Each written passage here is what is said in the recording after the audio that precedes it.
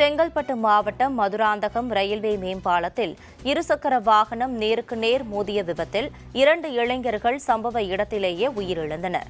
இதுகுறித்து மதுராந்தகம் செய்தியாளர் பிரவீன்குமார் தரும் கூடுதல் தகவல்களை கேட்கலாம். செங்கல்பட்டு மாவட்டம் மதுராந்தகம் அடுத்த சூனாம்பேடு செல்லும் சாலையில் ரயில்வே மேம்பாலத்தின் மீது ஜமீனடத்தூர் பகுதியைச் சேர்ந்த வசந்த் என்பவர் மதுராந்தகம் நோக்கி சென்று கொண்டிருந்தார். அப்போது மதுராந்தகம் பகுதியில் வசிக்கும் ஜீவகுமார் என்பவர் எதிர் திசையில் இருசக்கர வாகனத்தில் சென்றுள்ளார்.